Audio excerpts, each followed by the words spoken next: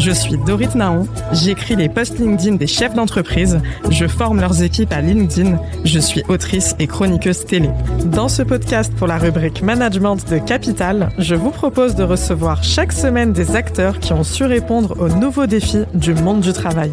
Remue Manage, le podcast qui secoue le monde du travail. C'est le directeur des relations publiques du groupe Lavarap. Bonjour Fabrice Greffet. Bonjour Dorit. Je suis ravie d'être avec toi aujourd'hui pour discuter d'un grand sujet du monde du travail, la bienveillance au travail. Donc on va rentrer immédiatement dans le vif du sujet. C'est quoi la bienveillance en entreprise ? Alors voilà, tu vois, j'avais une question et tu me fais peur avec cette question. La bienveillance, ça veut dire plein de choses. C'est un petit peu une mire initiatique et chacun y met un petit peu ce qu'il veut. Mais pour moi, la bienveillance, c'est le respect mutuel. C'est ça pour moi, la bienveillance. Le respect mutuel entre employeurs et collaborateurs ? Tout à fait. Parce que ça fonctionne que si les deux, ils fonctionnent de la même façon et ils sont en phase. Après, il y a des efforts à faire de part et d'autre, parce qu'on est aujourd'hui dans une complexité de choses où chacun a la vérité. Mais si le patron est un peu moins patron et le salarié un peu moins salarié, dans le bon sens du terme, je pense que la bienveillance, c'est un regard différent et global de la personne, pas simplement un outil.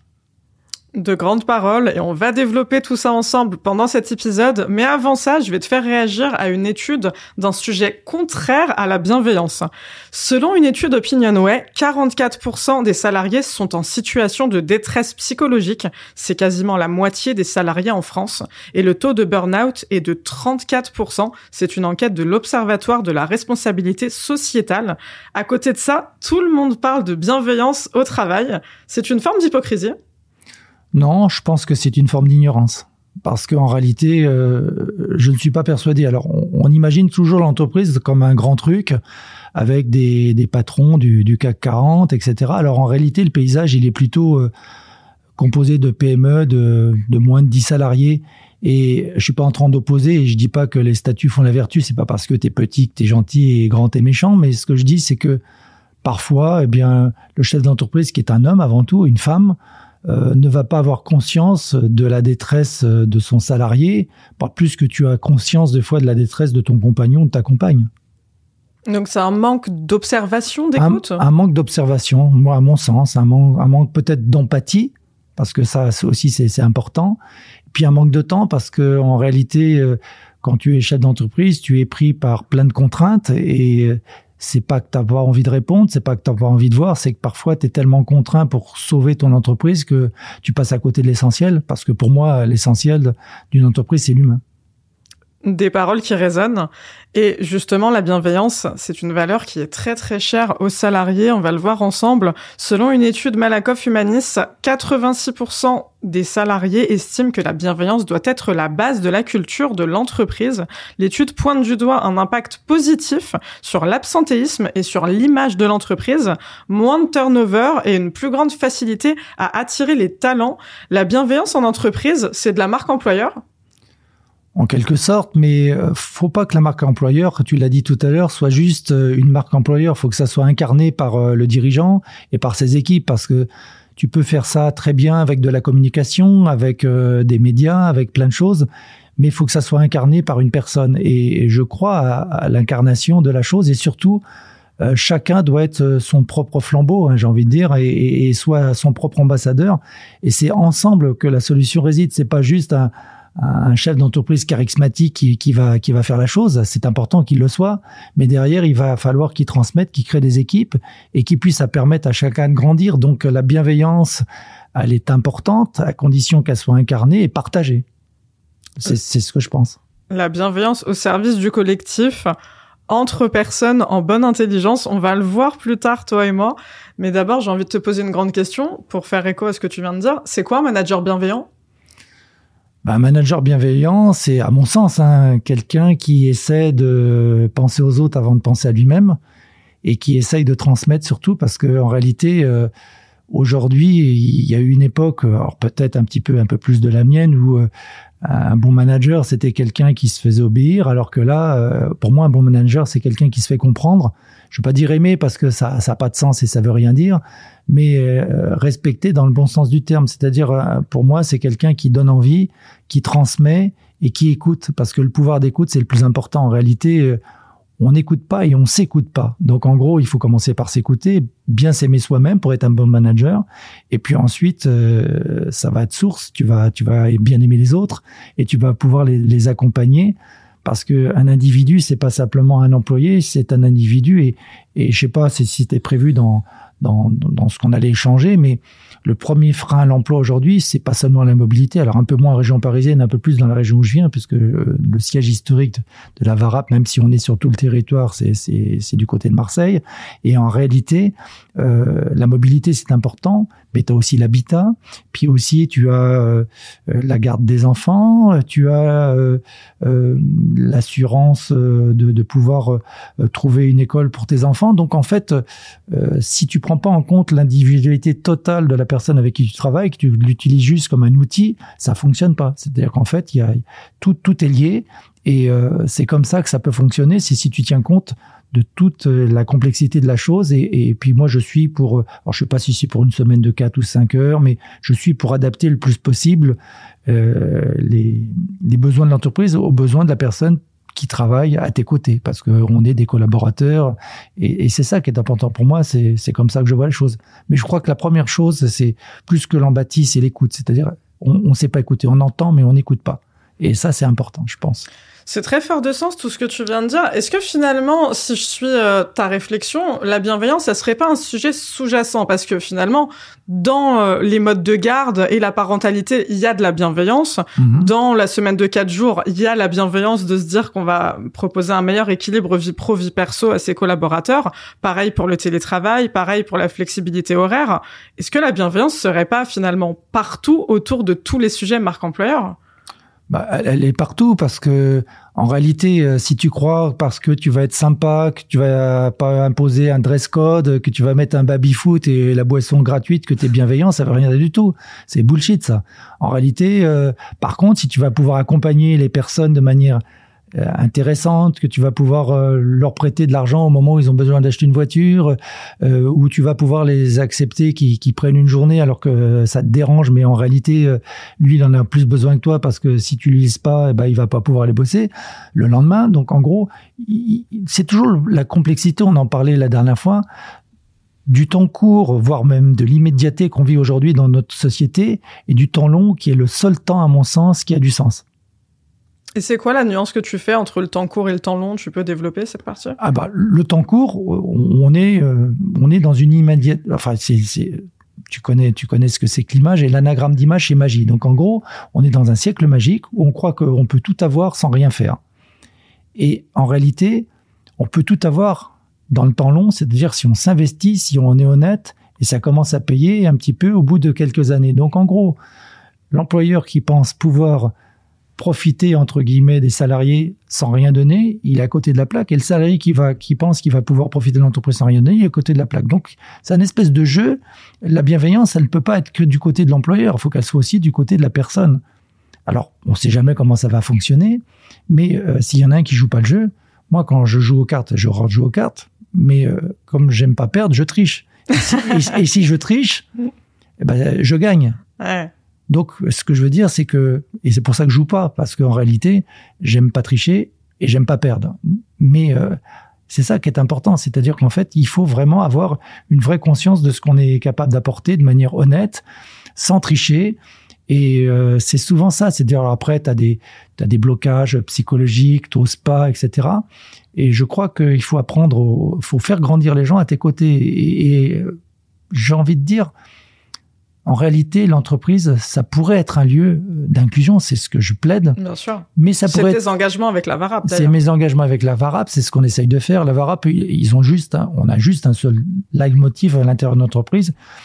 On veut juste à chacun de permettre de jouer son rôle dans la société, que chacun puisse jouer son rôle dans la société. C'est pas énorme, mais c'est hyper important. Et je pense, moi personnellement, en plus de mon parcours, que la spiritualité, c'est ce qu'il y a de plus important. C'est-à-dire que tu ne peux pas, j'allais dire, simplement te contenter de gagner de l'argent. C'est un petit peu les trois étapes. Il y en a un, il lui dit, qu'est-ce que tu fais? Il dit, moi, je casse des cailloux. L'autre, il dit, je nourris ma famille. L'autre, il dit, je construis un édifice. Donc, ça dépend un peu dans quel état tu es, et ça dépend de la personne. Mais il n'y a pas de hasard. il y a des coïncidences, des incidences avec ou des rencontres déterminantes. Et l'entreprise est un lieu de rencontre déterminante qui permet à la personne de grandir si celui qui l'accueille est capable de l'écouter, de l'entendre, de le comprendre et de vouloir le faire grandir. Il faut qu'il y ait des volontés. Après, je dis pas que c'est facile, mais ceux qui vont pas passer par cette phase, parce qu'aujourd'hui, on travaille sur la RSEI, la responsabilité sociétale, environnementale et inclusive, ça c'est important. Mais une fois que tu as posé ces bases-là, il faut derrière dérouler. Ça peut pas être juste une incantation magique. La bienveillance va dans les deux sens, comme tu l'as si bien dit. Et justement, il y a un énorme impact, un énorme enjeu pour les employeurs à faire preuve de bienveillance, notamment au niveau productivité, au niveau efficacité. Et on a une étude Great Place to Work qui en parle et qui dit que les salariés qui se sentent bien dans leur entreprise sont plus productifs de 12%. Alors, pour les entreprises qui nous écoutent et qui aimeraient gagner en productivité, ce qui normalement est le cas de toutes les entreprises, comment faire pour installer concrètement une ambiance bienveillante dans son entreprise ? Alors, il y en a un qui l'a déjà dit, il disait « aimez-vous les uns les autres ». Donc, ça paraît simple, mais... Ça paraît simple, mais dans les faits... Mais dans le bon sens du terme, c'est tellement important. Alors, pas dans le sens primaire ou primitif ou affectif de la chose, c'est-à-dire aimer, ça veut dire quoi ? Ça veut dire, en fait, accepter l'autre tel qu'il est pour lui laisser de la place et toute sa place et rien que sa place. Moi, je leur dis toujours, il faut que la personne ait sa place, rien que sa place, mais toute sa place. Et pour gagner cette productivité, entre guillemets, ça doit pas être l'objet du gain que l'entreprise veut faire, ça doit être l'objet de l'entreprise, comment elle va le faire et arriver à ces résultats. Je suis persuadé que les entreprises de demain, si elles font pas un petit peu attention aux autres, dans l'immédiateté de leurs collaborateurs, à l'environnement et de manière plus large à ceux qui sont en souffrance, ils seront appelés à disparaître. Parce que ça sera pas possible, personne viendra travailler chez eux. Aujourd'hui, le sens, d'ailleurs, la première chose, ça, tu l'as peut-être vu dans tes études, la première chose qui existe, quand je rencontre un collaborateur, il parle pas forcément de salaire en premier, ni de fond de contrat. C'est la quête de sens. Il s'en fiche d'être en CDD, CDI ou en intérim. Ce qui les intéresse, c'est 1, le travail, et 2, ce que l'entreprise apporte aux autres.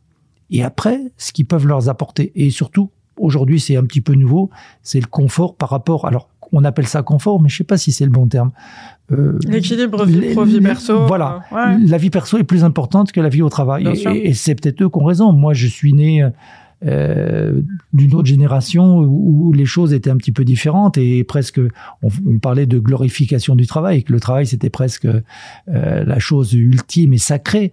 Mais il faut désacraliser les choses pour les replacer dans leur contexte. Et c'est vrai que quand il y a eu des expériences qui ont été faites, quand tu te retiens pas les gens dans des horaires, ils restent plus qu'avec des horaires. C'est ça qui est fou. Et quand tu les contraries pas trop, eh bien, ils arrivent à être plus heureux. Donc, quand les gens sont plus heureux, eh ben, ils produisent mieux, ils produisent plus, ils sont plus impliqués. Et tout le monde le sait, les études le prouvent. Donc, alors comment mettre ça en place ? Parce que tu restes dans tes anciens schémas, parce que tu as été élevé comme ça, et il faut embaucher des jeunes peut-être, les mettre avec des seniors. Alors, on est seniors, je te rappelle, à 45 ans, donc faut de plus en plus tôt dans le monde du travail actuel. C'est terrible, effrayant, c'est terrible. Ah, ouais. Mais je crois beaucoup, la ministre du Travail en parlait, il faut vraiment réhabiliter ces couples qui avaient été faits au départ de mentors et mentorés, de jeunes talents et de personnes qui ont envie de faire. J'ai vu un film dernièrement où ils avaient mélangé des crèches dans des EHPAD. Alors, je ne veux pas dire qu'on en est à nos entreprises, mais quelque part, mélanger les générations, clasher les stéréotypes, permettre à chacun jouer son rôle dans la société, être honnête, oser dire quand ça va pas. Parce qu'un chef d'entreprise, s'il est normalement constitué, alors évidemment, il y a la manière de le dire, mais tu n'es pas obligé de trembler devant ton patron, ni pas lui dire les choses, et vice-versa. Donc, je crois, peut-être simplement, tu vois, c'est peut-être simple, c'est juste être honnête vis-à-vis de l'autre, s'écouter, se comprendre, un petit peu comme tu passes plus de temps dans la vie au travail que dans un couple. Alors, comment ça fonctionne ? Et ben, là aussi, si tu n'as pas un respect mutuel, ça ne fonctionne pas. Tout est basé dans le respect et dans la confiance, comme tu le dis. Finalement, c'est une forme de relation, une relation de travail. Et tu l'as si bien dit, on passe quand même toute sa vie au travail. Donc, c'est très important de s'y sentir bien. Et si on revient sur le terme bienveillant, alors c'est un terme qui est hyper galvaudé. On peut même presque parler d'effet de mode. On l'entend partout, on le lit partout. Il y a un ras-le-bol général de ce terme qui est vu comme, je te l'ai posé au tout début, une forme d'hypocrisie. Donc moi, j'ai trouvé une définition de la bienveillance. Je vais te faire réagir à cette définition qui est toujours issue de l'étude Malakoff-Humanis. La bienveillance au travail, c'est de la politesse dans les échanges, de l'écoute active, du respect du temps de parole, de la tolérance zéro envers les critiques malveillantes, du relais d'information, de la reconnaissance, de la valorisation et de l'entraide. Tu penses quoi de cette analyse ? C'est tout ça. Hein. On a un petit peu dit tout ça, mais je rejoins complètement ce qui a été dit parce que aujourd'hui, je ne sais pas comment ça s'est passé. C'est un espèce de phénomène de mode. Tout le monde est bienveillant, résilient. Ça veut rien dire. Ça veut rien dire. Ça veut rien dire. Ça veut rien dire. Ouais. Parce que j'ai envie de dire. C'est abstrait comme notion finalement. C'est une espèce de, comme je te l'ai dit au début, une espèce de mire initiatique, de choses où tu devrais tendre vers cette espèce d'inaccessible étoile, c'est absolu, mais en réalité, quand tu es bien élevé ou quand tu t'es bien élevé, parce que des fois tu peux t'élever tout seul, ça, tu le pratiques au quotidien, de dire bonjour monsieur, d'écouter l'autre. Il n'y a pas besoin de mettre des mots sur ce que tu fais. Et c'est ça qui est drôle, c'est-à-dire qu'en fait, on est obligé de qualifier les choses, alors qu'en réalité, c'est pas forcément utile. Par contre, plus que les mots, les actes. Hein. Il y a les mots d'amour et les preuves d'amour. Donc j'ai envie de dire, il faut vraiment que ça soit une volonté. Je l'ai dit tout à l'heure. Et cette bienveillance, elle n'existe que dans les preuves et pas dans les mots, parce que ça n'a pas de sens. Hein. Enfin, moi, c'est ce que je pense. Les actions avant les mots, on est totalement alignés. On va continuer à déconstruire un petit peu tous ces clichés, toute cette idée d'hypocrisie. Et je vais te faire réagir à une autre définition. Cette fois, on n'est plus sur uniquement la bienveillance, on est sur la définition du manager bienveillant.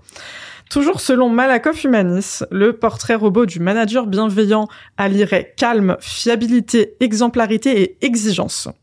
À côté de ça, plus de 40% des managers ne sont pas formés en France selon une étude Jobboard Cadréo et 1 salarié sur 2 ne quitte pas son entreprise, il quitte son manager.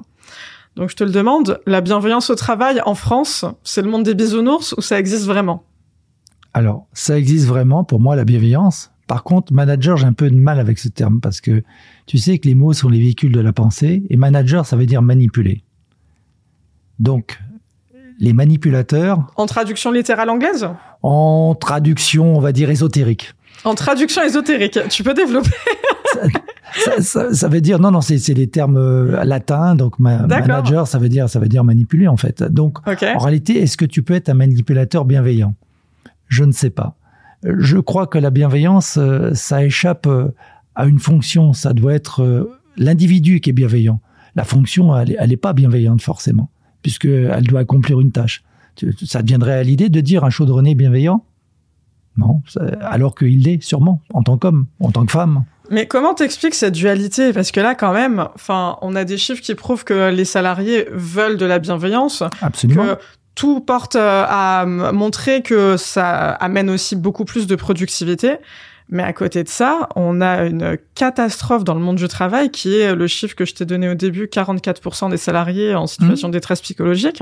On a la moitié des managers qui ne sont pas formés, donc qui sont lâchés dans la nature, probablement sans beaucoup de bienveillance aussi. Ce qui explique le chiffre d'un salarié sur 2 qui ne quitte pas l'entreprise fondamentalement, il quitte une personne qui est son manager. Il y a une dissonance énorme et je pense que c'est ce qui justifie aujourd'hui le fait que les gens pointent la bienveillance comme un sujet hypocrite. C'est qu'on a conscience que systémiquement le monde du travail va très très mal. À côté de ça, on nous bassine sur de la bienveillance.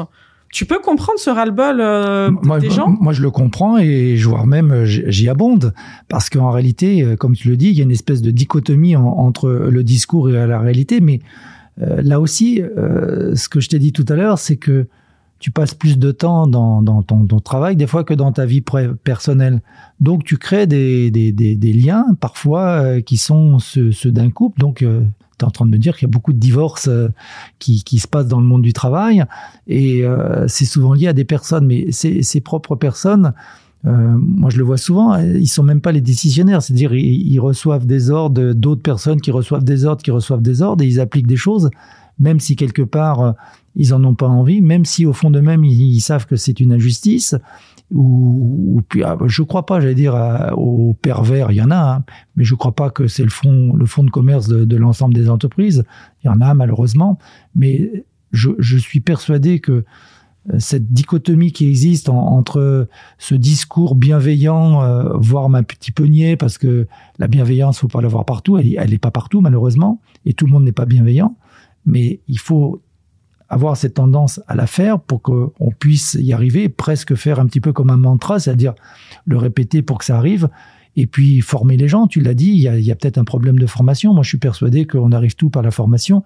Aujourd'hui, dans les entreprises qui évoluent, ce sont des entreprises non seulement qui sont bienveillantes, mais aussi qui vont plus travailler sur les soft skills, enfin les compétences douces, plutôt que les diplômes, parce que en réalité, alors je n'oppose pas les diplômes à la bienveillance, je dis juste que si quelqu'un a envie, si quelqu'un arrive dans un endroit bienveillant et qu'il a des compétences douces, on peut le faire grandir et le faire monter en compétences et à réaliser. Mais en effet, je te rejoins, c'est la personne qui accompagne l'autre dans l'entreprise qui va lui permettre vraiment d'être quelqu'un d'autre. Et suivant la personne, ça peut le faire évoluer ou ça peut le faire partir. Et c'est vrai que dans un monde qui va mal, comment veux-tu que tout le monde aille bien ? On est quand même dans un monde compliqué, dans un monde violent, où il y a de plus en plus de choses, où les entreprises sont de plus en plus contraintes, où les hommes sont de plus en plus contraints. Donc, quelque part, il n'y a pas forcément un coupable, mais arrivé à un moment, il y a une espèce de courroie de transmission. Donc, c'est peut-être à un moment, un petit peu comme les émissions que tu fais, le moment de dire stop, on se réveille, on arrête de penser qu'à soi, on arrête de fonctionner comme on a l'habitude de fonctionner. Quand un ordre n'est pas bon, eh bien, on va voir au-dessus à l'échelon, puis on dit écoutez, ça fonctionne pas, moi je me refuse de faire ça vis-à-vis de ces personnes. Il faut avoir aussi du courage pour être bienveillant. Pas seulement pour soi-même. Donc, est-ce qu'on manque un peu de courage parfois en tant qu'humain? Oui, moi le premier. Et puis en tant qu'entreprise, souvent. Je pense que c'est le manque de courage qui fait que parfois il y a ce genre de problème, parce que celui qui a reçu l'ordre, il n'a pas osé dire que c'était pas bien, donc il l'applique. Et donc il n'est pas malveillant, il est juste lâche. Et puis celui qui reçoit le truc, il n'ose pas dire parce qu'il est aussi un petit peu lâche. Et puis tout le monde s'en va sans rien dire et personne se dire. Donc en réalité, c'est un manque de communication, un manque de courage, je pense. Écoute, sans le savoir, tu m'as fait une passe décisive. Ma transition, elle est toute trouvée, parce que effectivement, quand on parle de bienveillance, on parle d'une grande émotion qui est la gentillesse. Et on peut aussi associer ça au courage.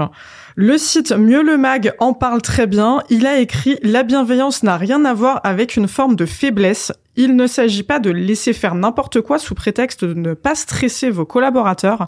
Elle implique un certain nombre de comportements managériaux, comme s'intéresser à ses collègues, remercier ou reconnaître ses erreurs, mais aussi de la qualité de vie au travail et de la performance globale de votre organisation, raison pour laquelle la bienveillance intéresse de plus en plus les chefs d'entreprise. » La bienveillance, c'est de la faiblesse ? C'est le contraire, je pense. C'est du courage. La bienveillance, c'est du courage. Alors, tu m'amuses parce que moi, j'ai une fille qui a 25 ans et en fait, elle m'avait dit « Papa, fais attention, t'es trop gentil ». Parce qu'en fait, on associe souvent la gentillesse avec de la faiblesse, alors qu'en réalité, je pense pas que ça soit ça. Je pense que la gentillesse, c'est peut-être de l'empathie, tout simplement. Et c'est pas parce que tu dis pas les choses, c'est pas parce que tu acceptes les choses que forcément tu vois pas que l'autre te marche sur les pieds. Alors tu as peut-être un degré de tolérance un peu plus important, mais je crois qu'il faut passer par là. Il faut aussi passer par cette espèce de remise en question de soi-même pour pouvoir un petit peu faire grandir les autres. Et c'est amusant quand tu as un problème d'essayer de discuter avec d'autres qui sont extérieurs à ton entreprise, qui vont te donner un autre éclairage. Le manque de temps aussi fait faire des bêtises. Dans les entreprises, souvent, ça va vite, c'est rentabilité. Alors, pas dans toutes les entreprises. Dans le modèle, moi, que je défends, on est une entreprise ESUS, donc on travaille un peu différemment. Les bénéfices qu'on fait se redistribuent pour faire grandir l'entreprise et redonner plus de travail. Mais dans des entreprises dites classiques, qui sont, à mon avis, appelées à évoluer ou à disparaître, eh bien, on prenait pas le temps. Donc, quand manque de temps, manque de courage et manque d'écoute, un bon cocktail pour faire n'importe quoi. Ça fait pas bon ménage. Tout à l'heure, tu l'as très bien dit, la bienveillance, c'est une question de collectif, c'est la responsabilité de chaque personne, employeur comme salarié. Et justement, c'est aussi une affaire d'individualité, donc tout l'inverse. Comment on fait quand on est une entreprise qui a une culture d'entreprise forte et réellement basée sur la bienveillance et l'humain, mais qu'on a des individualités qui sont toxiques et qui mettent en danger la santé mentale de l'équipe? Là, je pense que je vais peut-être choquer certains, mais je pense qu'il ne faut pas hésiter à s'en séparer. De manière élégante, de manière légale, bien évidemment. Mais je pense qu'il ne faut pas hésiter à s'en séparer. Évidemment, après, moi, je suis aussi pour donner une chance, ou 2, ou 3. Donc, il doit y avoir dans ce type d'entreprise peut-être des psychologues, voir un peu comment on peut faire, ou sans s'en séparer, les séparer du reste. Mais c'est vrai que tu ne peux pas accepter dans ton entreprise quelqu'un de malveillant, je veux dire, ou de malfaisant. Il y en a malheureusement. Alors est-ce que c'est de leur faute? Est-ce que c'est pas de leur faute? C'est un autre sujet. Est-ce qu'on peut les aider pour grandir, pour changer? C'est possible, mais est-ce que l'entreprise va avoir tous les moyens et va décider de les mettre sur une seule personne pour pouvoir, la garder ou la conserver? L'entreprise est quand même un agent économique, donc elle va avoir un choix. Soit elle va évacuer le problème de manière légale, sans état d'âme, soit elle va essayer de l'aider une première fois, mais si ça marche pas une deuxième fois, mais elle ira pas plus loin. Je veux dire que là aussi, je reviens à la notion d'individualité. Quand tu es dans ta vie privée, tu laisses une chance, 2 chances, arriver au bout de 3 chances, c'est n'importe quoi. Puis tu ne peux pas, mettre en danger une équipe ou ton entreprise pour une seule personne qui est déterminante et qui a prouvé. Et puis il y a des gens qui sont vraiment toxiques et dangereux pour l'entreprise. On peut pas. Enfin, moi personnellement, ça m'est arrivé une fois de rencontrer quelqu'un qui était particulièrement toxique et qui avait un comportement très très très complet. Je lui ai demandé j'ai eu une conversation courageuse avec lui, puisque je lui ai dit les choses en face, parce que souvent on est capable de licencier les gens sur un autre motif. Parce que là aussi, je reviens à cette espèce de courage. Je crois que la vraie humilité, c'est d'être soi-même. Et quand tu es toi-même, ça passe. Donc, quand tu dis à la personne, alors, t'as pas le droit maintenant parce que t'as plein de lois, t'as plus le droit de dire ce genre de choses, mais à mon époque, on avait un peu plus de liberté et je lui ai dit les choses. Sur le coup, ça a été un petit peu violent et après, quelques années après, j'ai retrouvé cette personne. Il m'a dit, vous pouvez pas savoir le bien que vous m'avez fait et le mal que vous m'avez fait au départ, mais ça lui a permis vraiment de grandir. Et c'est vrai que quelque part, là aussi, si t'es bienveillant aussi, t'as pas envie de faire de mal aux gens, mais je vais pas faire le bouddhiste de service, mais chacun peut recevoir la part de vérité qu'il est capable de supporter et qu'il mérite. Donc en réalité, c'est compliqué des fois de dire les choses aux gens de manière, transparente. J'allais te demander, est-ce qu'on peut être bienveillant et transparent alors? On peut être bienveillant. Parce que la transparence, c'est une valeur qui est extrêmement demandée par les salariés aussi. Ouais, mais quand les salariés demandent la vérité, est-ce qu'ils sont capables de la supporter? C'est une grande question. Comme le patron, Bien sûr. Parce que là aussi, c'est pas évident. D'abord, tout le monde ne peut pas la supporter, et puis tout le monde ne la mérite pas non plus. Aussi bien l'entreprise que le chef d'entreprise, ou que le salarié. On en revient peut-être à l'humilité, et du coup, moi, ça me donne envie de te poser une autre question. Est-ce que la forme compte autant que le fond quand on s'adresse à une personne, pour justement être dans la dynamique de transparence? Alors, moi, je pense qu'aujourd'hui, tel que la société est constituée, la forme compte plus que le fond. Moi, à mon sens, en tant que Fabrice Greffet, je pense que le fond est plus important que la forme. Qu'est-ce que tu mets dans le tel que la société est constituée? Tu penses à quoi? Je pense qu'aujourd'hui, on est tellement abasourdi d'images, on nous permet plus d'avoir cette réflexion ou cette spiritualité qu'on aurait pu avoir. On va tellement vite qu'en fait, on va s'intéresser et on va juger de manière immédiate, presque de manière basique, sans se tenir compte du fond. C'est-à-dire que le fond a plus d'importance et seule la forme compte. C'est-à-dire quelqu'un qui a raison et la forme est déplorable, il va se retrouver avec des difficultés. Et quelqu'un qui a tort sur le fond et qui sait très bien s'exprimer en surface, va s'en sortir avec des moindres mal. Donc, En gros, ça dépend ce que tu veux. Je vais dire, est-ce que la transparence c'est permis à tout le monde et est-ce que c'est souhaitable? Je ne sais pas si c'est facile à appliquer et aussi simple que ça, aussi basique que ça. Je pense qu'il faut ne pas mentir et il faut être délicat. Et c'est là où le mot bienveillance a son terme et proposer les choses avec bienveillance. C'est-à-dire que tu dis la vérité, mais tu l'habilles un petit peu parce que la vérité, ça peut être nu, cru et violent. Mais c'est quoi le problème? C'est que on manque d'humilité, on est trop susceptible, on sait pas se remettre en question pour entendre les choses. Mais ça, c'est l'humain, c'est pas simplement français, c'est pas simplement un salarié ou un employeur, c'est nous tous, on est comme ça. Moi, le premier, je veux dire, on est tous un peu lâches, un peu susceptibles, un peu superficiels. Après, quand on a conscience, c'est que tu as commencé déjà ton travail, mais en réalité, alors après, dans les entreprises, est-ce qu'on a le temps de philosopher comme on philosophe là aujourd'hui? J'en suis pas persuadé. Ils vont pas si loin.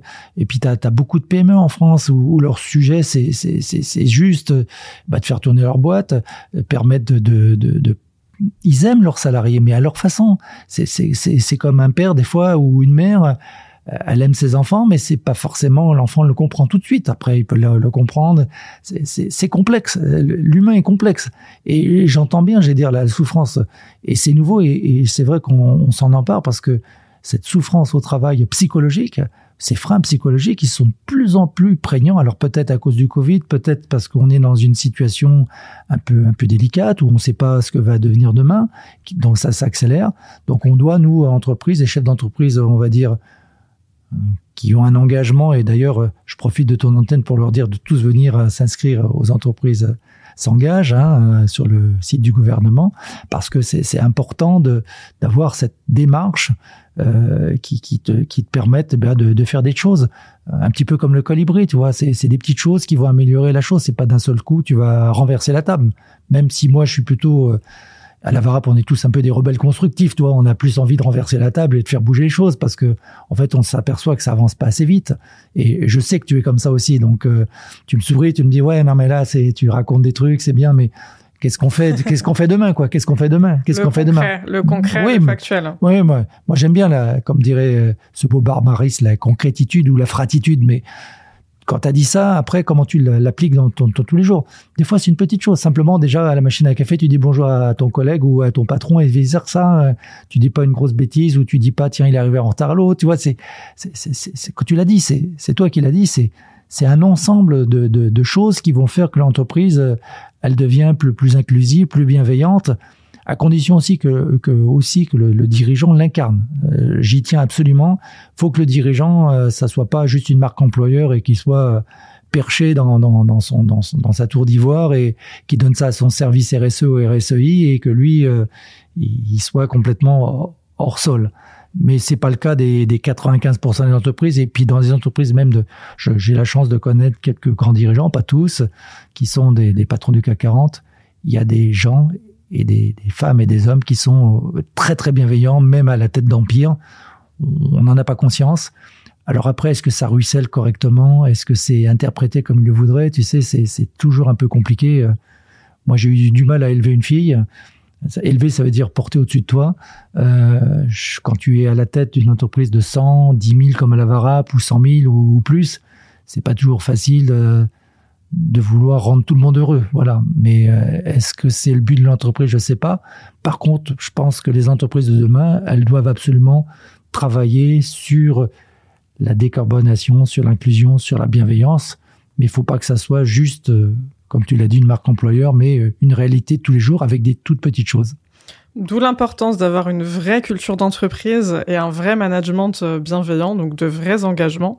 Et encore une fois, tu m'as fait une très belle passe décisive parce que je voulais te faire réagir au sujet justement de la marque employeur à travers les réseaux sociaux.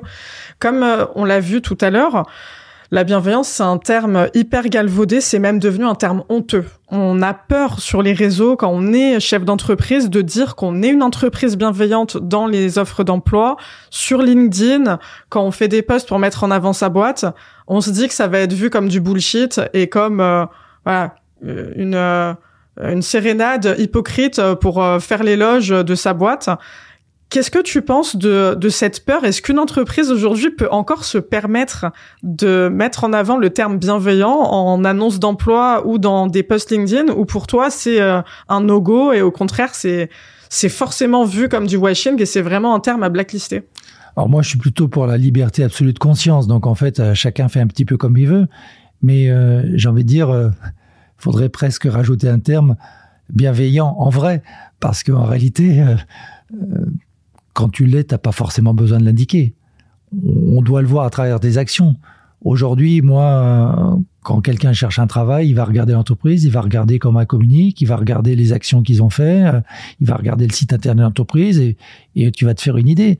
Là aussi, ça s'adresse à qui? À des gens qui n'ont pas envie d'aller dans le fond, qui regardent juste la forme et qui disent, tu vois, c'est écrit bienveillant, il y a un label, on y va. Donc c'est comme le label RSEI, c'est comme le label sans gluten. Je veux dire que il faut quand même vérifier la chose. Mais il y a eu une époque aussi, c'était, j'allais dire, on était plus dans le greenwashing. Là, on est dans le social washing. Demain, ça sera encore autre chose. Je crois que il y a des gens qui n'ont pas besoin d'exprimer ce qu'ils sont parce qu'ils le sont et ils l'incarnent. Moi, en règle générale, je me méfie toujours des gens qui me disent je suis honnête, parce que t'as pas besoin, quand tu es honnête, tu parles pas que tu es honnête. Quand on dit je suis bienveillant, ben, nous, tu verras jamais chez nous écrit bienveillant. Après, on a des actions qui le sont, et puis c'est à toi de faire sa propre opinion. Voilà. Donc alors après, je rejoins les réseaux sociaux. Bon, aujourd'hui, comme je te l'ai dit, t'as même des gens qui vendent rien, qui sont, j'allais dire, tout seuls CEO dans leur chambre de bonne et qui sont à impact bienveillant, résilient, et ils ont importé des produits de je sais pas d'où.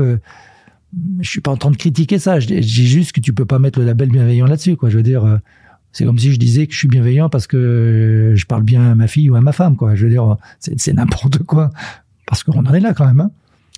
Est-ce que une entreprise bienveillante, c'est le fait de dire bonjour à ses salariés ou d'aller serrer la main au plus bas de l'échelon alors que tu es le plus haut? Je suis pas persuadé que ça soit ça, la bienveillance. Il y a une vraie cohérence à avoir et ça passe encore une fois par les actions. Par l'écoute. Par l'écoute, ouais. Parce que je le vois. Tu sais la différence où je vois quand quelqu'un est bienveillant, il l'est pas. Quand quelqu'un est bienveillant et qu'il a l'impression de parler à son égal, à son supérieur, ou quand quelqu'un parle j'allais dire, à celui qui est dans le parking ou celui qui vide les poubelles.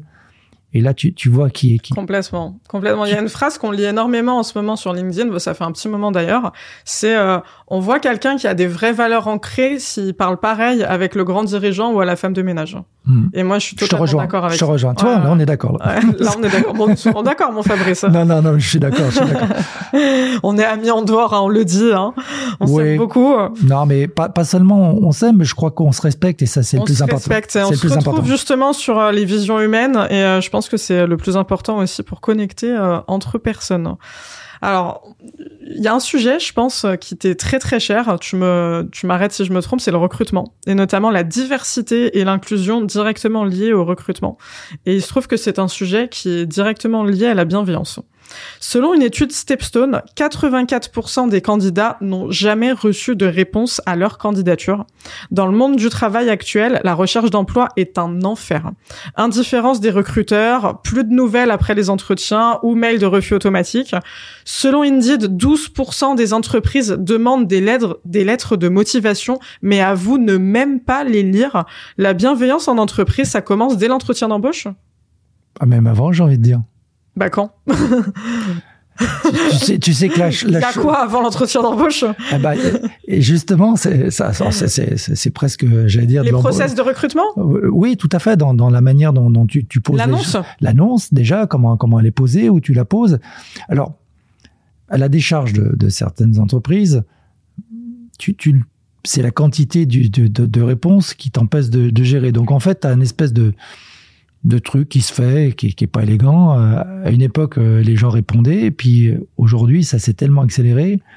Quand tu reçois 5000 CV, eh bien, ils vont appeler les gens. Alors, moi, je suis complètement d'accord avec toi. Je trouve ça très, très, j'allais dire, attristant de pas prendre le temps, surtout quand tu as eu des gens, de leur dire un feedback constructif. Un feedback constructif. Mais là aussi, comme les choses s'accélèrent, les gens vont au plus vite et comme tout le monde consomme, parce que d'un autre côté, ça c'est vrai, mais d'un autre côté, côté employeur, tu as des gens, tu passes 3 heures, tu fais 2 entretiens, 3 entretiens, Tu dis, écoutez, madame, c'est vous ou monsieur, c'est vous ou X, c'est vous qu'on allait recruter. Et ils te disent, finalement, j'ai réfléchi, ça m'intéresse pas, ou il est plus joignable. Donc, c'est vrai aussi de l'autre côté. C'est-à-dire que ça dépend comment tu vois la chose. Moi, j'ai envie de dire, je le déplore parce que, idéalement, dans un monde idéal, il faudra en effet recevoir les gens, répondre à tout le monde, faire des feedbacks, les faire grandir, etc. Sauf qu'aujourd'hui, les entreprises n'ont pas le temps. T'as pas toujours le droit de dire les choses aux gens. Pourquoi tu les as pas recrutés? C'est compliqué. T'es pas psychologue. Tu peux pas forcément leur dire, je vous ai pas recruté parce que y a plein de choses qui sont péjoratives. Et puis, moi, j'aime bien cette histoire. Tu sais, je le fais court. T'as 3 recruteurs, et ils se retrouvent, ils disent, ça y est, t'as trouvé ce directeur pour cette entreprise qui va si mal. Il dit, oui, comment t'as fait? T'as passé une annonce dans un journal? Oui, t'as reçu des CV? Oui, t'as fait la méthode machin, la méthode truc, la méthode bidule. Il fait, non, j'ai mis tous les CV par terre, j'en ai tiré un hasard, je l'ai embauché. Il dit, mais t'es fou, t'as pas fait de contre-référence? Non, moi, je cherchais, c'est quelqu'un qui a de la chance. Et en réalité, ça dépend ce que tu cherches. Et dans les recrutements, tu as tout et son contraire. Tu vas avoir des entreprises qui vont avoir des process et qui vont répondre et qui vont prendre le répondre avec des RH, puis d'autres qui sont de plus petite taille, comme je t'expliquais, où le RH n'est même pas RH, où le manager n'est même pas un manager. Ils reçoivent des CV. Quand ils sont un peu intelligents, ils passent par des cabinets ou par des sociétés de travail temporaires. Et c'est vrai que et après, il y a pas forcément de suivi et des fois, ils font pas de retour. Et je suis d'accord avec toi. Alors, c'est pas que ça soit de la bienveillance, c'est de la négligence. Il faut pas confondre bienveillance et négligence. Je pense que de temps en temps, c'est la négligence ou le manque de temps, voilà. Ou le manque de courage aussi, parce que va dire à quelqu'un tu vas pas le recruter ou va dire à quelqu'un que tu arrêtes de travailler. Là, il y a un manque de... Pareil, il y a aussi des personnes qui viennent qui manquent aussi de courage. Ouais. Donc, voilà. On revient un petit peu comme au début de notre interview où tu me disais tout ça. Mais tu sais, moi, je pense que la bienveillance, c'est le respect du temps et de l'énergie qu'un candidat investit. Je vais te raconter une histoire. J'avais postulé à une offre et j'avais pas eu de réponse comme d'innombrables offres auxquelles j'avais postulé. J'avais relancé l'entreprise par téléphone et le patron m'a dit vous avez bien fait de m'appeler parce que j'ai reçu plus de 250 offres de candidatures et j'en ai ouvert même pas 20 et j'ai laissé tomber. Et là tu te dis qu'il y a un sacré problème parce que derrière t'as 250 personnes qui ont envoyé des lettres de motivation Bon, il y en a qui font pas dépersonnalisées, mais la plupart, elles se sont fait, tu vois ce que je veux dire, elles ont pris du temps. Elles ont pris du temps à les faire personnaliser et tout. Et ben, ce temps-là, elles le récupéreront pas. Et là, tu vois, moi, personnellement, c'est ça qui me dérange, c'est quand t'as des entreprises, énormément d'entreprises, qui vont se vanter d'être bienveillantes et qui, en réalité, dès le départ, considèrent que le temps d'un candidat n'a pas de valeur. Pas de feedback, pas de lecture de la lettre de motivation, pas de réponse. Et là, tu te dis que effectivement, on est encore dans ce truc de dissonance. Et peut-être qu'elles en ont conscience, peut-être qu'elles en ont pas conscience. Mais en tout cas, je pense qu'il y a un vrai alignement qui est nécessaire. Je sais pas, c'est quoi ton analyse à toi sur ça? Je te rejoins. Malheureusement, je te rejoins. Non, je te rejoins. Alors. Peut-être arrêter de prendre les candidatures, se dire, voilà, peut-être j'en prends 20 ou 30 parce que ça sert à rien. Tu laisses les pauvres gens faire des CV, des lettres de motivation pour rien derrière. Non, aujourd'hui, avec le digital, tu sais que c'est des mails que tu reçois la plupart du temps et pas des courriers, entre guillemets, papier. Donc, je sais pas comment t'avais fait ta candidature à l'époque. Moi, c'était probablement Indeed, un truc comme ça. Voilà. Donc, en gros, après, comme je te le disais, l'entreprise manque de temps, des fois de courage, des fois les deux. Et je te rejoins complètement. Tu peux pas, entre guillemets, te mettre un label bienveillant et pas respecter le temps des autres qui est jamais cher. Donc en réalité, quel qu'il soit, il faut que tu prennes la mesure de la chose. Il faut que si tu as pas de service RH, il faut que tu le fasses toi, ton patron. Tu demandes à des collaborateurs. Justement, c'est peut-être un moment. Moi, j'imagine demain, je suis patron de PME avec 15 personnes. J'y arrive pas, il y a trop de CV. Je vais demander à mon assistante, au chef de service, à d'autres qui sont anciens, en disant écoutez, on a plein de CV. Ça peut faire un espèce de team building, on regarde les CV, et puis vous leur faites un petit courrier circulaire, même s'il n'est pas très intelligent, malgré vos nombreuses qualités, on est désolé, on peut pas vous recevoir, mon petit monsieur, ma petite dame, mais en réalité, c'est ça qu'il faudrait faire, et tu as complètement raison, ça décourage les plus courageux parce que t'as pas de réponse et il y a rien de pire que le silence. Et tu prends ça non pas comme de la malveillance à l'opposé de la bienveillance, mais de l'indifférence. Et ça, c'est terrible, l'indifférence. C'est lourd.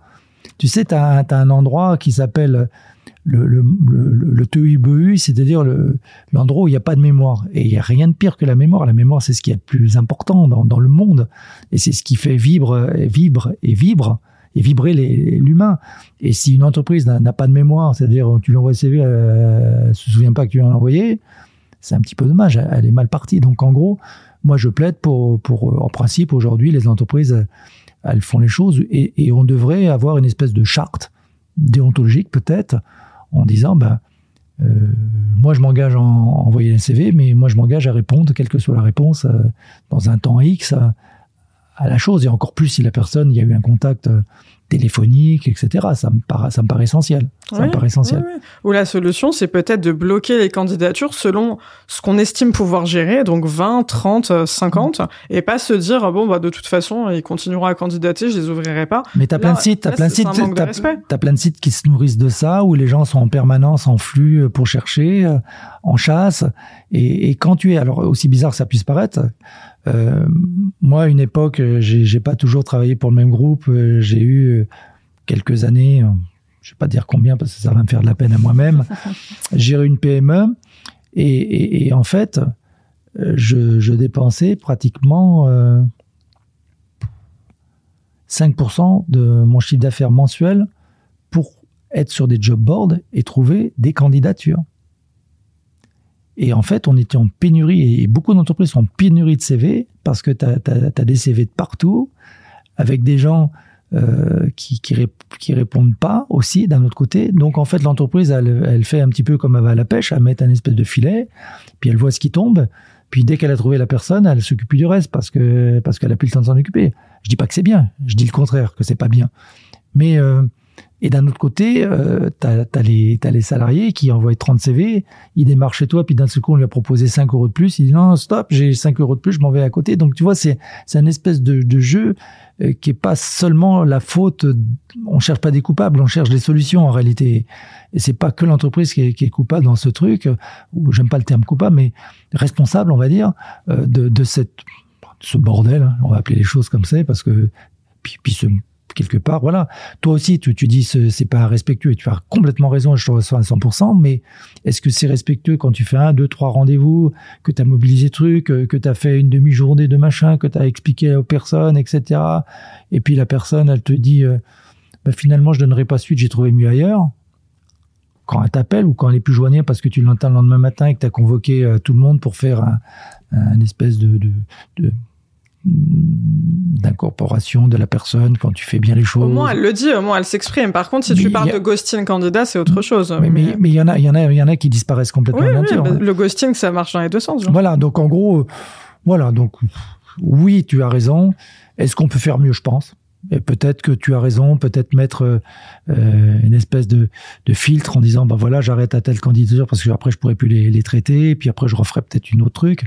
Mais souvent les entreprises elles veulent aller trop vite, tu vois, et quand tu vas trop vite, tu fais pas forcément bien, quoi. C'est un petit peu ça le problème. Et elle tient pas compte en effet du temps des autres, parce que il est pas cher le temps des autres. C'est ce que je dis toujours. Et on rappelle que le temps d'un candidat est sa ressource la plus précieuse, et on parle avant tout de respect.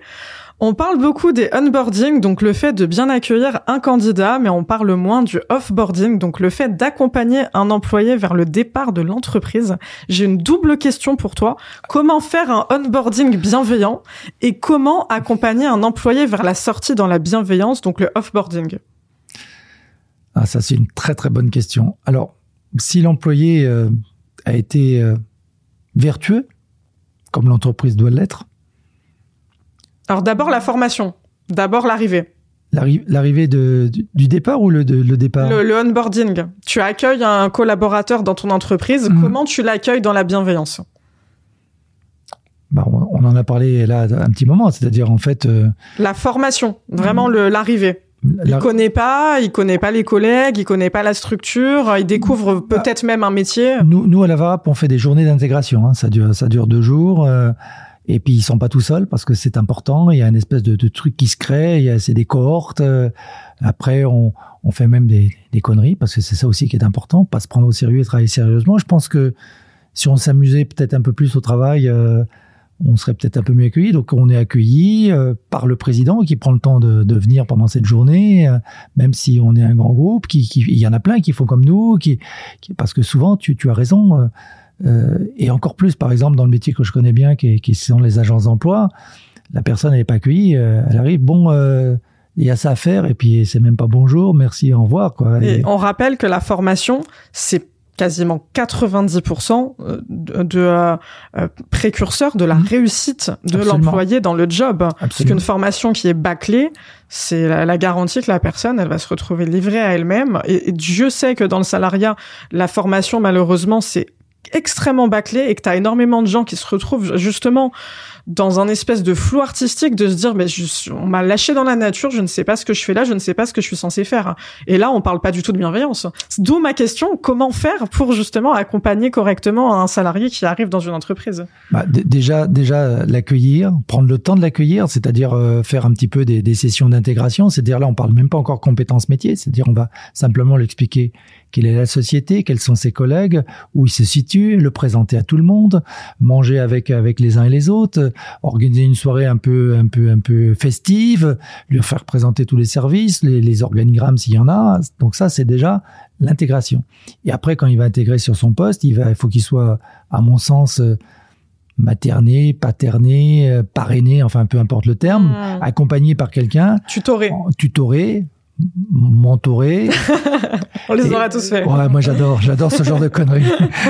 Et en fait, on va petit à petit lui expliquer les tâches parce que tu as complètement raison. Et là, la personne qui va en effet le tutorer va pouvoir voir éventuellement s'il y a des manques par rapport à la nouvelle pratique de l'entreprise pour pouvoir lui faire des compléments de formation. Il y a des entretiens maintenant individuels qui sont obligatoires tous les ans, donc savoir quelles sont ses réussites de l'année, ce qu'il aurait voulu. Nous, on va pouvoir lui dire, voilà, là, ça aurait pu être mieux, etc. Donc, il y a un échange, il y a du respect, il y a de la discussion, et c'est comme ça qu'on accueille les gens. Tu peux pas l'accueillir en disant, toi, au pied, faut aller là-bas sur la machine, ou faut faire cette tâche-là, ou faut que tu me fasses une reco comme ça. C'est pas comme ça que ça se passe. Et plus les postes sont complexes, plus il y a un temps d'intégration long parce que il y a une compréhension qui est un petit peu différente. Voilà, nous on est dans l'insertion, même les gens qui sont en insertion et qui n'ont pas forcément aucun métier, on va faire le même saut. Ils sont au même titre que les cadres. Ils rentrent dans la même session. Il n'y a pas une session spéciale pour les cadres et pour les derniers de la classe et premiers de la classe. Chez nous, on est tous les derniers de la classe, mais on va tous devenir premiers de la classe parce que c'est un petit peu ça le but du jeu, c'est de devenir des champions. Tu sais qu'à Marseille, on est jamais les premiers. Donc en réalité, on est des fabricants de talents et l'entreprise doit être des fabricants de talents. Et à partir du moment où tu respectes toutes les étapes, tout un process qui doit être bien évidemment, on va le dire, plutôt bienveillant. Parce que ça veut dire quoi, bienveillant? Ça veut dire avoir un regard positif, parce que c'est ça. Là, en même temps qu'on discute, j'essaie de réfléchir à ta première question, parce que j'ai toujours pas en réalité trouvé la réponse sine qua non. C'est quoi la bienveillance? Je crois que c'est avant tout aussi un regard, la manière dont on regarde l'autre, c'est ça, ou la manière dont on écoute l'autre. T'as des gens qui entendent tout de travers, puis il y a des gens qui ont un filtre pour tout entendre bien, et il y a des gens qui voient tout de travers, et puis il y a des gens qui voient tout bien. Donc en fait, c'est une question aussi de filtre. J'ai envie de dire que il y en a qui voient de la bienveillance partout, il y en a qui voient de la malveillance partout, il y en a qui voient. Donc c'est ça aussi, et c'est vrai que quand tu as fait déjà cette intégration, alors après tu l'adaptes à ton entreprise. Si tu es une PME, tu vas passer juste une journée, le chef d'entreprise, il va te faire voir Dédé, Romane, machin, truc, la secrétaire, les locaux, où on met le camion. Mais il y a besoin de cette intégration, puis après, il faut qu'il y ait un accompagnement. Comme je disais, ça peut être avec un senior, si c'est un jeune, ou ça peut être un jeune qui accompagne un senior. Ça dépend de la compétence métier qu'il y a. Partage d'expérience. Sur du digital, moi, je travaille avec une alternante qui est en com, que tu connais. eh bien, c'est elle qui m'apprend comment travailler mon personnel branding, parce que j'en ai aucune idée. Je pense que j'ai progressé grâce à elle. Donc voilà, moi j'ai pas la certitude. Et c'est ça, pour moi, un chef d'entreprise, c'est quelqu'un qui a que des doutes et qui va progresser, et qui va s'entourer de gens plus compétents que lui.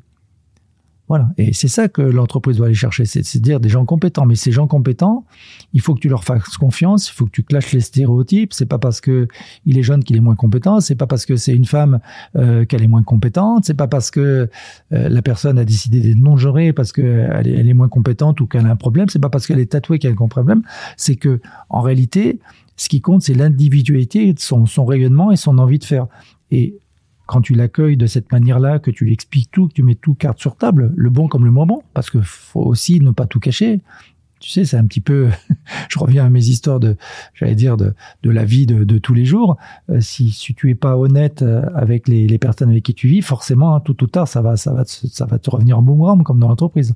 Donc, forcément, tu l'as dit, l'accueil, la mise en tutorat, la formation tout au long de la vie professionnelle, l'accompagnement, et puis des phases de tests, puis aussi des moments aussi comme on dit maintenant, des moments de convivialité à travers des choses qui se font entre salariés, parce que ça aussi, ça des compte. after-work, par exemple. Oui, des after-work. Comme moi, je suis pas trop pour le truc. Je suis pas trop business, mais des moments de convivialité. Ça, tu sais, des fois, les premiers chrétiens, ils avaient appelé ça les agapes, et agape, ça veut dire amour. En fait, autour de la table, tu t'aperçois, moi, j'avais un moment, je faisais des réunions, personne n'écoutait, ça me saoulait. J'avais 30 personnes qui pâtaient dans tous les sens.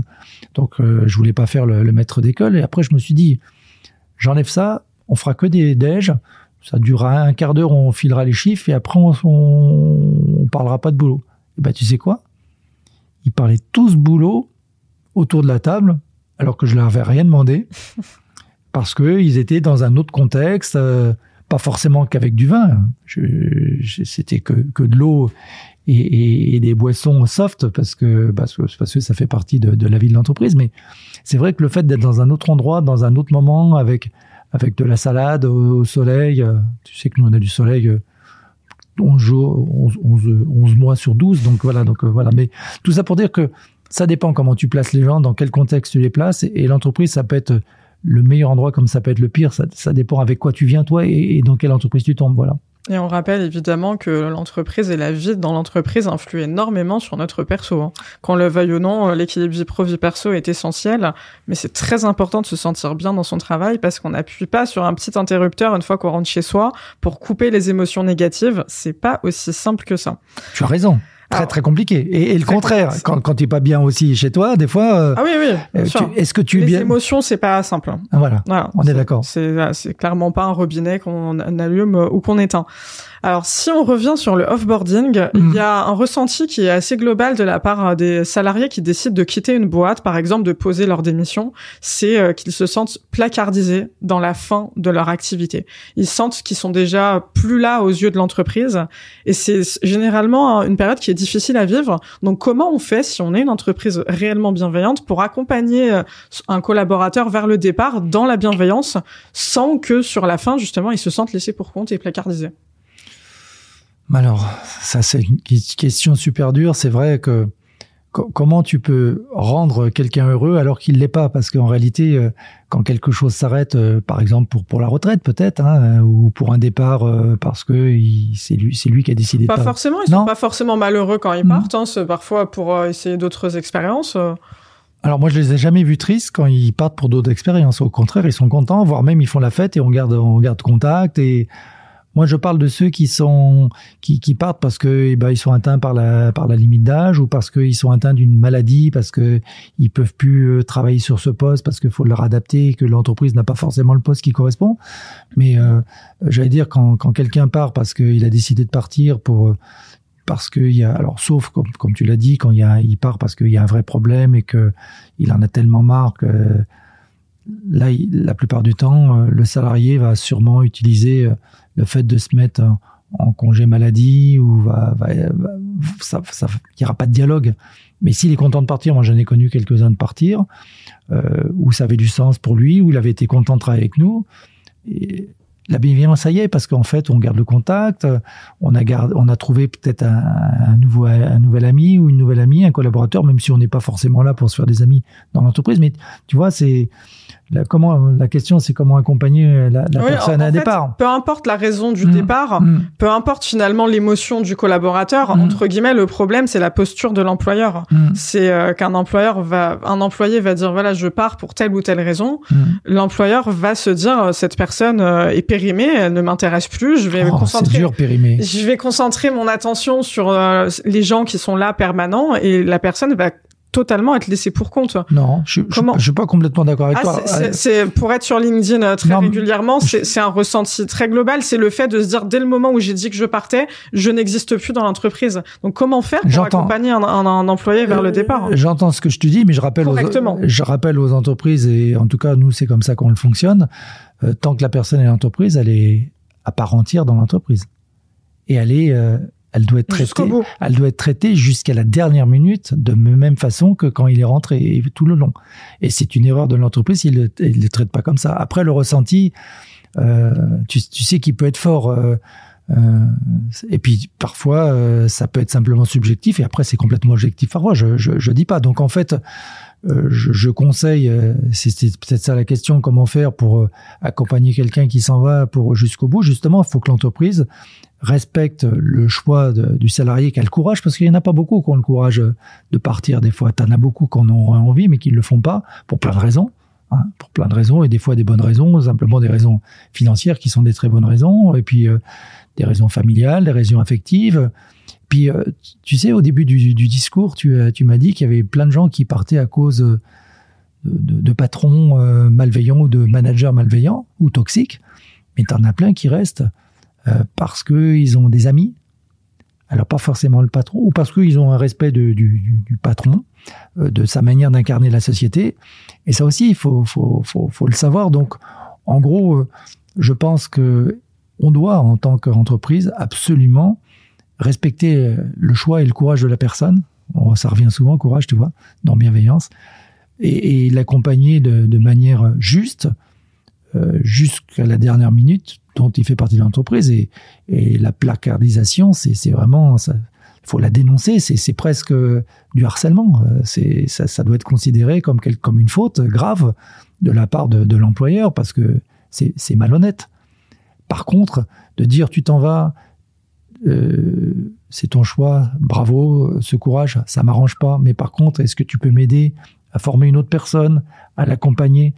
Et là, tu penses plus à toi, tu penses à l'autre. Tu sais, quand tu es un peu malheureux, il faut un peu penser aux autres.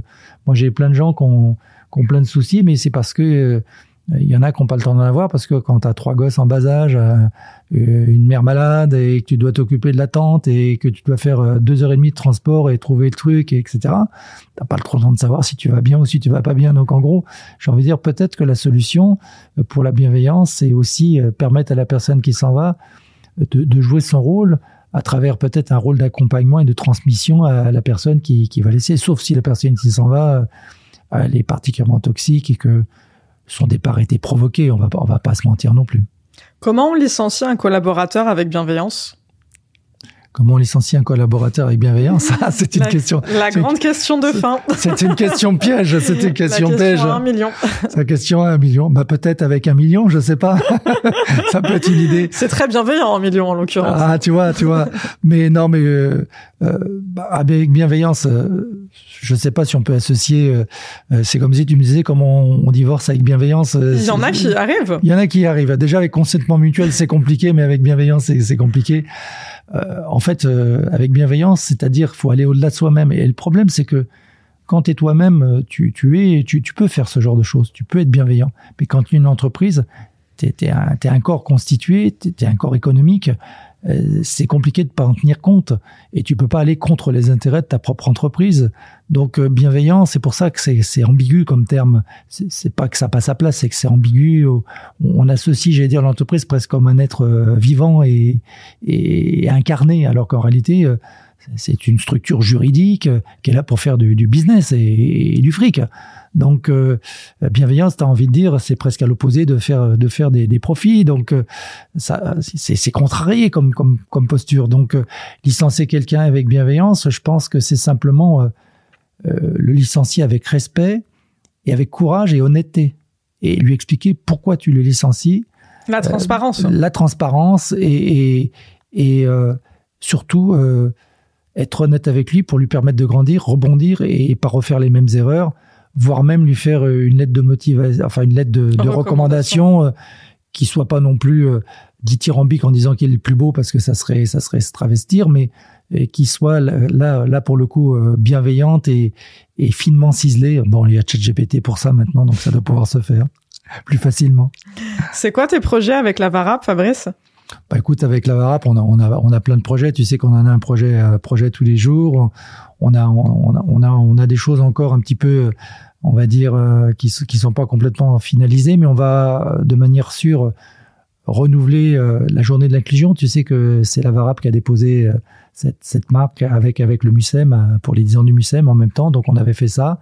On va le reproduire à Marseille, je pense encore, et puis peut-être en région, parce que on compte pas s'approprier simplement le terme de journée de l'inclusion. Puis ce qu'on aimerait aussi, c'est que ça soit sanctuarisé auprès d'Emmanuel Macron, qui puisse, j'allais dire, s'il nous écoute, le mettre en pratique, qui sait, voilà, sur cette journée de l'inclusion qui est pour nous importante et qui doit être une grande fête, mais une grande fête du partage, du respect, comme on l'a dit, et du courage aussi, parce que je crois que ça aussi, il en faut du courage.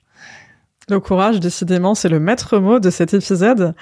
Merci et bravo pour tous tes engagements humains avec la VARAP, Fabrice. Merci beaucoup pour toutes tes lumières et pour toutes tes analyses, tes partages et tes transmissions d'expérience dans cet épisode. Prends soin de toi. Merci Dorit, et à très vite, j'espère. Merci d'avoir écouté ce podcast. Si vous avez aimé, abonnez-vous sur votre plateforme préférée, ajoutez des étoiles, des likes et des commentaires. Rendez-vous la semaine prochaine.